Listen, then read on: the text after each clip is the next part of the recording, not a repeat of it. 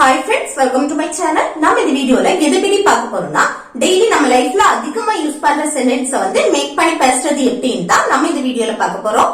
Okay friends, வீடியோக்குள்ள போறதுக்கு முன்னாடி நம்ம சேனலை ஃபர்ஸ்ட் டைம் பாக்குறீங்கன்னா சப்ஸ்கிரைப் பண்ணுங்க. இந்த வீடியோ உங்களுக்கு பிடிச்சிருந்தா லைக் பண்ணுங்க. ஓகே, இந்த வீடியோக்குள்ள போகலாம். ஓகே, இல்ல ஃபர்ஸ்ட் ஒன் பாருங்க. நான் கண்களை திறக்கிறேன். நான் கண்களை வந்து திறக்கிறேன் அப்படின்னு சொல்றது. ஓகே, அப்ப பாருங்க, கண்களை திறக்கிறேன். திறக்கிறேன்னா அது பிரசன்ட். இப்போ நம்ம வந்து கண்களை ஓபன் பண்றத நம்ம சொல்றோம். இது திறந்தேன் அப்படின்னா அது பாஸ்ட். திறப்பேன் அப்படின்னா அது ஃபியூச்சர். அப்ப திறக்கிறேன் அப்படின்னா அது பிரசன்ட். அப்ப இதை எப்படி சொல்லலாம்? நான் கண்களை திறக்கிறேன். இது வந்து சிம்பிள் பிரசன்ஸ் படி சொல்லும் போது ஃபர்ஸ்ட் சப்ஜெக்ட் ஐ. ஓகே, அடுத்து என்னது வரணும்? வெர்ப். அந்த வெர்ப் பிரசன்ட் ஃபார்ம்ல தான் இருக்கும். நான் கண்களை திறக்கிறேன். அப்ப திறக்கிறதுக்கு இங்கிலீஷ்ல என்னது? ஓபன். ஓகே, ஐ ஓபன். அடுத்து எதை திறக்கிறேன்? கண்களை. அப்ப யாருடைய கண்களை நான் ஓபன் பண்றேன்? என்னுடைய. என்ன? My ice. ஓகே, அப்போ ஐ ஓபன் மை ஐஸ் அப்படின்னா நான் வந்து என் கண்களை திறக்கிறேன். நெக்ஸ்ட் பாருங்க, நான் பெட்டில் இருந்து எழுகிறேன். நான் வந்து பெட்ல இருந்து எழும்புகிறேன் அப்படின்னு சொல்லுவோம்ல. எழும்புற, நான் பெட்ல இருந்து இப்பதான் எழும்புற அப்படின்னு சொல்லுவோமா? அதான் நான் பெட்டில் இருந்து எழும்புகிறேன். ஓகே, அப்ப இதை எப்படி சொல்லலாம்? எழும்புகிறேன் நம்ம வந்து எல்லாமே பிரசன்ட்ல தான் சொல்றோம். அப்போ சிம்பிள் பிரசன்ஸ் படி எப்படி எழுதலாம்? ஃபர்ஸ்ட் சப்ஜெக்ட் நான் ஐ. அடுத்து பெட்டில் இருந்து எழும்புகிறேன். எழும்பக்கூடிய செயல் நடக்கு.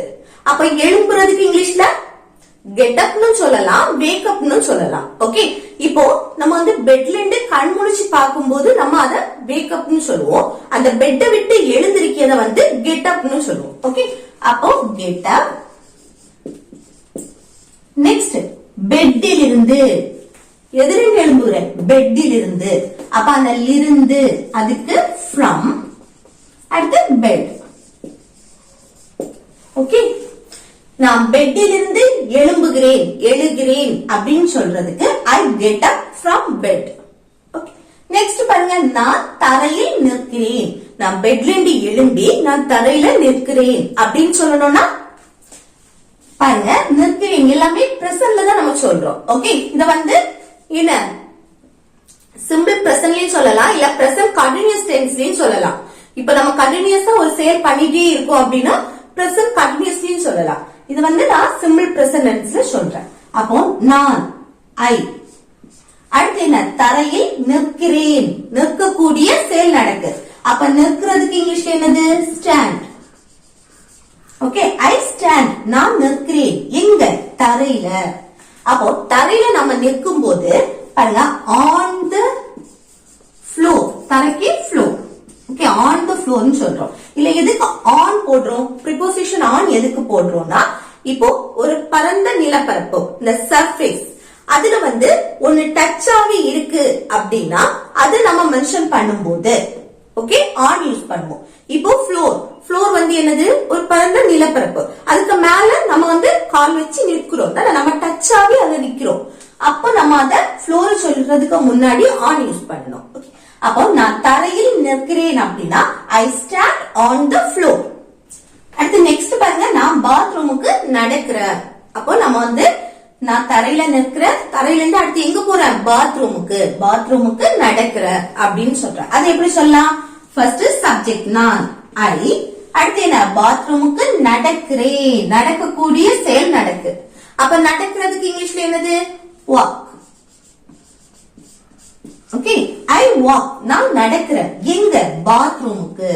அப்போ டு த பாத்ரூம். இங்க டு எதுக்கு யூஸ் பண்றோம்? ஒரு இடத்துல இருந்து இன்னொரு இடத்துக்கு நம்ம மூவ் ஆகுறோம் தானே. அப்ப மூவ் ஆகும்போது அந்த இக்கு அதுக்கு நம்ம டு யூஸ் பண்ணுவோம். I walk to the bathroom. இது நம்ம இத வந்து சிம்பிள் பிரசன்ட் கண்டினியூஸ் டென்ஸ்லயும் சொல்லலாம். ஓகே, இத வந்து நம்ம சிம்பிள் பிரசன்ட்ல சொல்லிருக்கோம். இத வந்து பிரசன்ட் கண்டினியூஸ்லயே நம்ம சொல்லலாம். ஓகே, தப்பு கிடையாது. ஐ ஆம் walking to the bathroom. Okay okay, next one பாருங்க, நான் பாத்ரூம் கதவை வந்து திறக்கிறேன். பாத்ரூமுக்கு நடக்கிற, அடுத்து என்ன பாத்ரூம் கதவை வந்து திறக்கிற அப்படின்னு சொல்ற. அப்ப எப்படி எழுதலாம்? நான். அதுக்கு ஐ. அடுத்து பாத்ரூம் கதவை திறக்கிறேன். என்ன செயல் நடக்கு? திறக்கக்கூடிய செயல். அப்ப திறக்கிறதுக்கு இங்கிலீஷ்ல ஓபன். ஓகே, ஐ ஓபன் தான் திறக்கிறேன். எது திறக்கிற? பாத்ரூம் கதவை. அப்போ த பாத்ரூம் டோர். ஓகே, நான் வந்து பாத்ரூம் கதவை திறக்கிறேன், நான் பாத்ரூம் கதவை ஓபன் பண்றேன் அப்படின்னு சொல்றதுக்கு I open the bathroom door. Okay, next பாருங்க, நான் பாத்ரூமை விட்டு வெளியேறுகிறேன். நான் பாத்ரூமை விட்டு வெளியேறேன். அதை சொல்றது எப்படி? நான் ஃபர்ஸ்ட் சப்ஜெக்ட் ஐ, அடுத்து பாத்ரூமை விட்டு வெளியேறுகிறேன். லீவ். வெளியேறதுக்கு லீவ். அடுத்து எத? பாத்ரூமை விட்டு. அப்போ த பாத்ரூம்.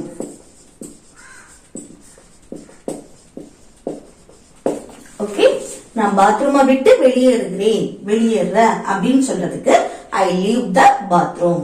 நெக்ஸ்ட் பாருங்க, நான் என் டூத் பிரஷ வந்து எடுக்கிறேன். நான் என் டூத் பிரஷ எடுக்கிறேன் அப்படின்னு சொல்றேன். அப்போ நான் டூத் பிரஷ எடுக்கிறேன் அப்படின்னு சொல்றதுக்கு எப்படி சொல்லலாம்?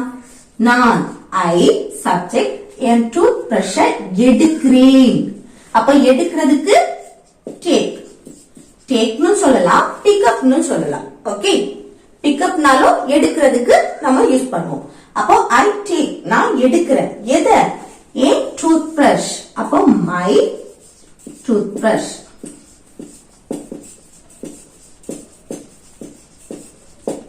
Okay, I take my tooth brush அப்படின்னா நான் வந்து என் டூத் பிரஷ வந்து எடுக்கிறேன். அடுத்து நான் பல் துலக்குகிறேன். நான் வந்து பிரஷ் பண்றேன் அப்படின்னு சொல்லுமா? அப்ப நான் பல் துலக்குகிறேன். அதை எப்படி சொல்லலாம்? நான் ஐ, அடுத்து பல் துலக்குகிறேன் பிரஷ், அடுத்து பல், என்னுடைய பற்களை நான் வந்து துலக்குறேன். அப்போ மை டீத். டூத்னு சொல்லக்கூடாது. டூத்னா ஒண்ணு நம்ம வந்து பற்கள் மொத்தமா வந்து நம்ம துலக்குறது. அப்ப நம்ம பிரஷ் பண்றது மொத்த பற்களையும். அப்ப நம்ம எப்படி எழுதணும்? ஐ brush my teeth. Okay, I brush my teeth அப்படின்னா நான் பற்களை துலக்குகிறேன். நம்ம பேச்சு வாக்குல நான் வந்து பிரஷ் பண்றேன், நான் பல் துலக்குறேன் அப்படின்னு சொல்லுவோம். அது நெக்ஸ்ட் பாருங்க, நான் டம்ளரில் தண்ணி ஊற்றுகிறேன். நம்ம சொல்லுவோம்ல, நான் வந்து டம்ளர்ல தண்ணி ஊற்றுறேன் அப்படின்னு. அப்போ நான் டம்ளரில் தண்ணி ஊற்றுகிறேன், அதை எப்படி சொல்லலாம்? பாருங்க, நான் ஃபர்ஸ்ட் சப்ஜெக்ட் ஐ, அடுத்து டம்ளரில் தண்ணீர் ஊற்றுகிறேன். ஊற்றக்கூடிய செயல் நடக்கு. அப்ப ஊற்றுறதுக்கு போர். ஐ போர் அப்படின்னா நான் ஊற்றுகிறேன். ஓகே, இத தண்ணீரை. அப்ப தண்ணீர்னா வாட்டர். இதுல டம்ளரில், டம்ளரில்னா இன்டு த டம்ளர். ஓகே, இதுல ஏன் இன்டு போட்டிருக்கோம்? நான் டம்ளரில் தண்ணீர் ஊற்றுகிறேன். அப்போ டம்ளர்ல வந்து இப்பதான் தண்ணி ஊற்றுற. ஓகே, அப்போ ஒன்னு சுற்றி கவர் ஆகி இருக்கக்கூடிய ஒண்ணுல நம்ம இப்போ ஊற்றிட்டு இருக்கோம் அப்படின்னா அங்க மூவ்மெண்ட் இருக்கு.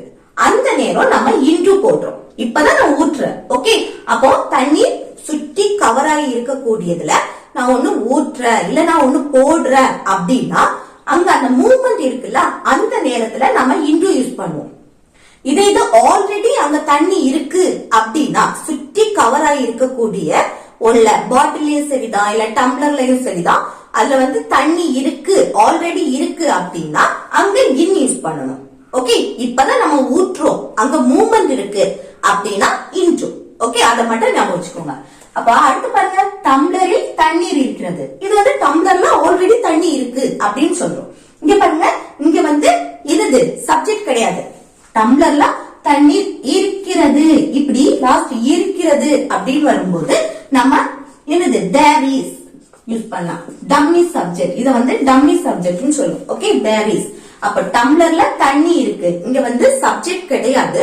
சோ நம்ம டம்மி சப்ஜெக்டா தேர் இஸ் யூஸ் பண்றோம். அந்த இருக்கிறது அதுக்கு.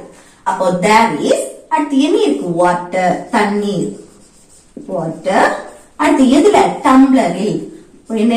இன்டு த, சாரி, இந்த டம்ளர். ஓகே, இங்க இன்டு போட்டிருக்கோம், இங்க இன் போட்டிருக்கோம். போட்டிருக்கோம். அப்ப இங்க ஆல்ரெடி டம்ளர்ல தண்ணி இருக்கு அப்படின்னா இந்த டம்ளர். இது நம்ம தண்ணி இப்பதான் டம்ளர்ல ஊற்றுறோம். அப்ப அங்க மூவ்மெண்ட் இருக்கு. அந்த மூவ்மெண்ட் இருக்கும்போது இன்டு யூஸ் பண்ணணும்.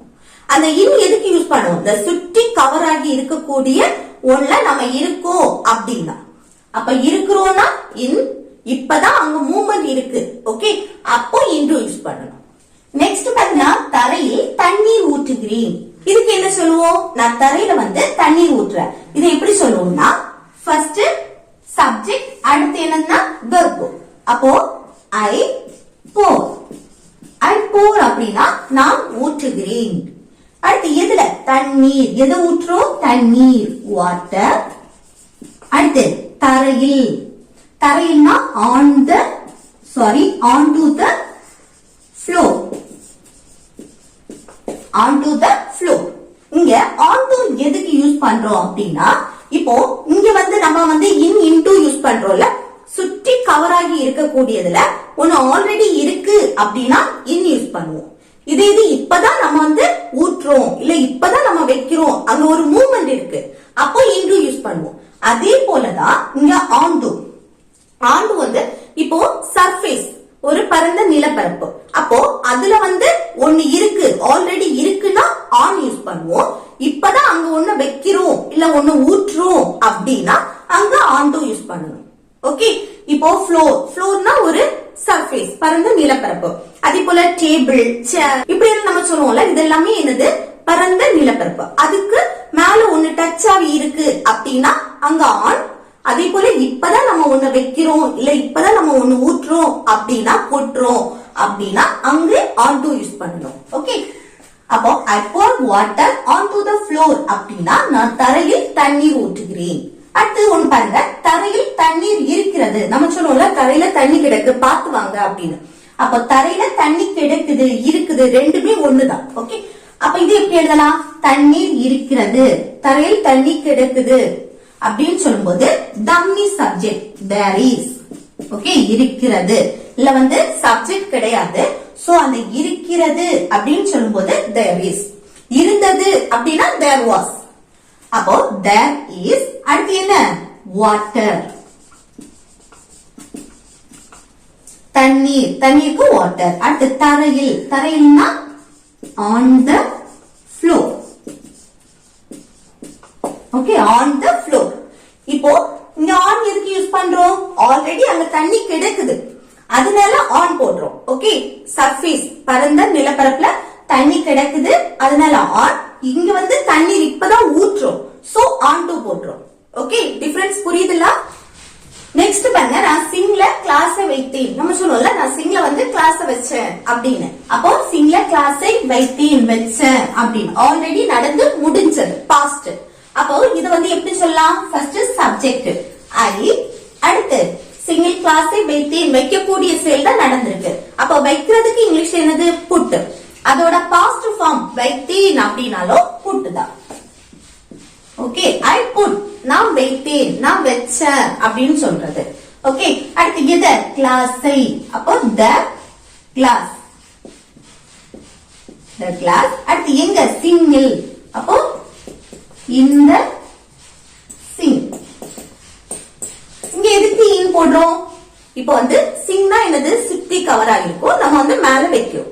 அப்போ சுத்தி கவர் ஆகி இருக்கக்கூடிய ஒண்ணுக்குள்ளாடி நம்ம வைக்கிறோம். ஓகே, வச்சிருக்கோம். அப்ப அதுக்குதான் இன் போடுறோம். அப்போ I put the glass in the sink.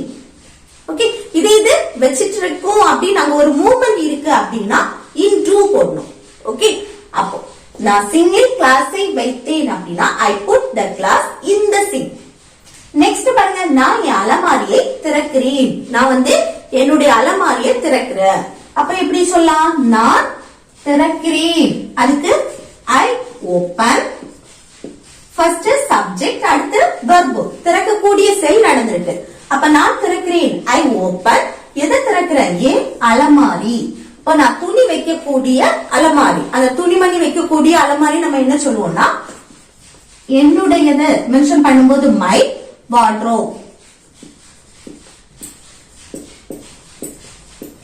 Okay, துணிமணி வைக்கக்கூடிய அலமாரி வார்ட்ரோப். அப்போ ஐ ஓபன் மை வார்ட்ரோப் அப்படின்னா நான் வந்து என் அலமாரியை திறக்கிறேன். அடுத்து நெக்ஸ்ட் பாருங்க, நான் என் ஆடைகளை சூஸ் பண்றேன். அதுல வந்து என்னது, என் ஆடைகளை வந்து நான் சூஸ் பண்றேன். அப்ப அது எப்படி சொல்லலாம்னா, சூஸ் பண்றேன் அப்படின்னா ஐ சூஸ்.